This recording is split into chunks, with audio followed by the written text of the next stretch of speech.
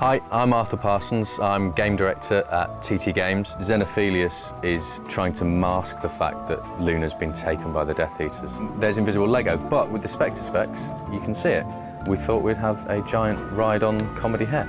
The idea is that we matched the Peveril section of the Deathly Hallows Part 1, which was a stunning kind of different art style.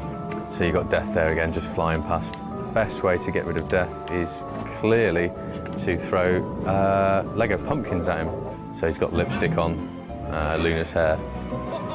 Kind of quite sinister, really. Clearing snow from graves, trying to find symbols that match those that are in Hermione's Tales of the Beadle the Bard. What else could you possibly use to melt a load of snow? A giant hairdryer.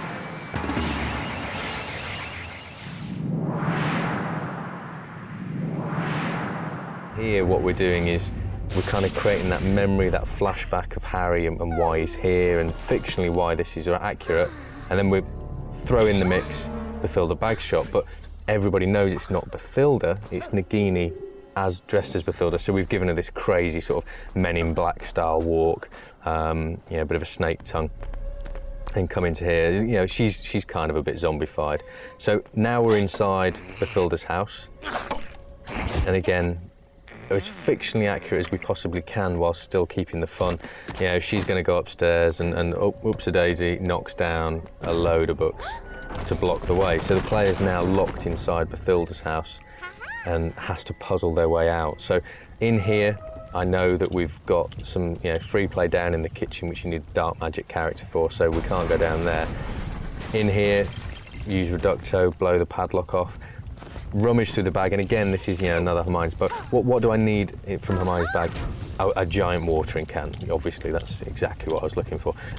So I'm just going to switch through to another one of the new spells, Agumenti, which I used a few times in the graveyard, and basically, using this, I can fill up the watering can, and then with the watering can, I can douse the flames, because you need a lot of water to douse the big Lego flames.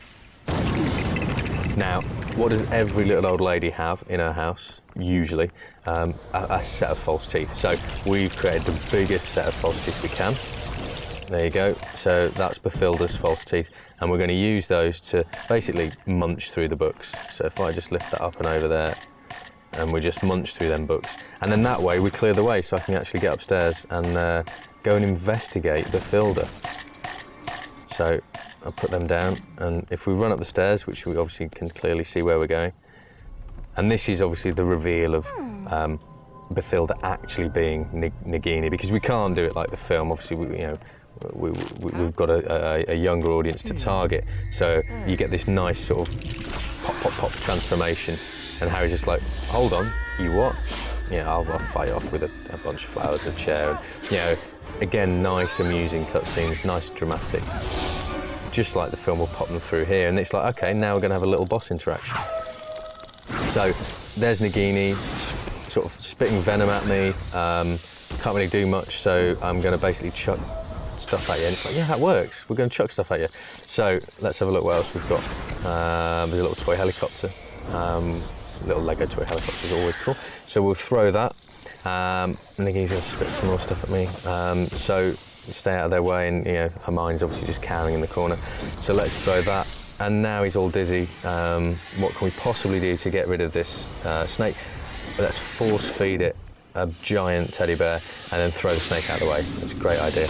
Then when we run through, the thing is with Nagini, we're going to be fighting Nagini in Year 8, or in Year 8 I should say, in Deathly Hallows Part 2.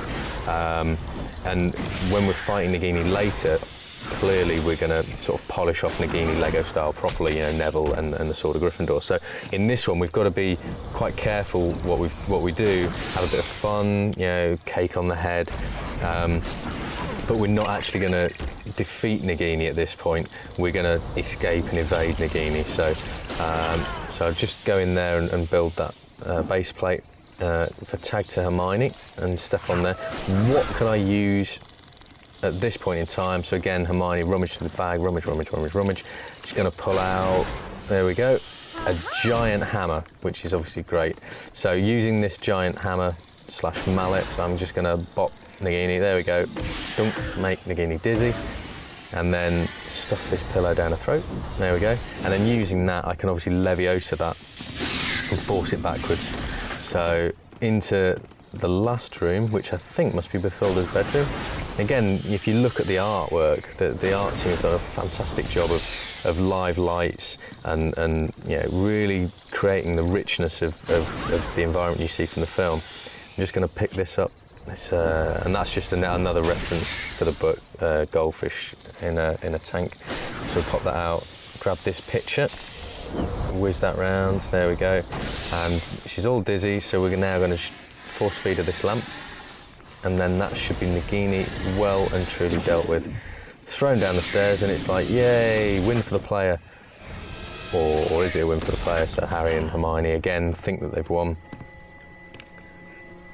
High fives all round, but no, Nagini's back.